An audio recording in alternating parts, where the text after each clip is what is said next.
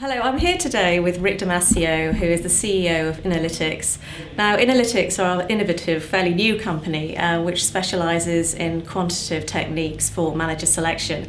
So I suppose, Rick, if you could just tell me a little bit more about what you do and how it's helping fund managers and investors. Yeah, sure. As you say, Liz, our business is all about helping clients with their selection, and our approach is a bit different in the sense that what we're really focused on is actually identifying the skills of fund managers so that our pension fund clients in particular can really understand what it is that they're buying and whether the fund managers have got the skills to do the job.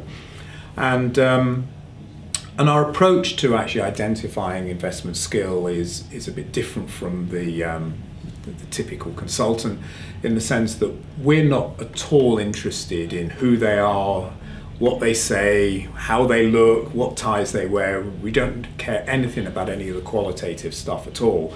What we care about is actually what they do. What decisions do they take? Are they good at them or aren't they? And do you think then that the qualitative isn't important, or is it just a second stage to the work that you're doing? No, I think it's very important. I think you can't do anything by numbers alone. I think it would be dangerous.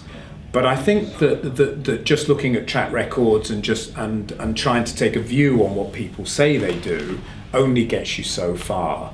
And you really do need the evidence to back up that they actually do what they say they do and that they've got the skills that they say they have. And I think without the evidence, you can listen to the words, but ultimately you're just guessing. Mm-hmm.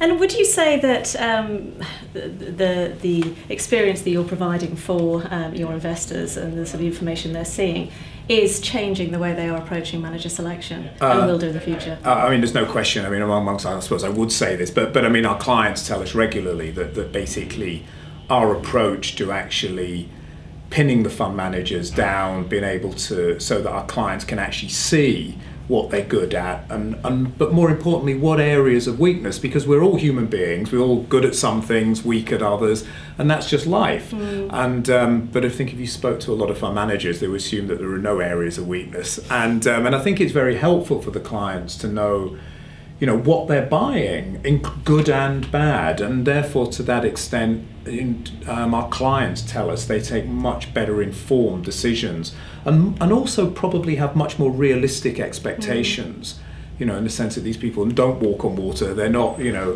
infallible, and what it does is it gives them the ability to actually have go into the relationship with their eyes open, and I think you can only really do that with the evidence. No, I agree.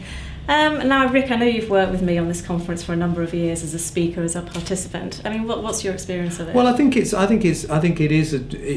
establishing itself, I think, as a sort of the industry leader in this area. I think there are a number of conferences which have established themselves as a particular stronghold in a particular niche, and I think this one is becoming the one on manager selection. I don't think there's any question. As you know, we've worked together, you know, sort of Hong Kong, Geneva, London, several occasions, and I think each year, I think that what's important for me is that the quality of the speakers has remained very high throughout. Right. The audience has been, you know, very, you know, stable, and I think that the acid test is that the quality of the speakers has just remained high throughout, and I think that's really the sort of thing which has kept it moving. Great. Okay. Well, thank you very much for sharing your thoughts. Good. Thank you.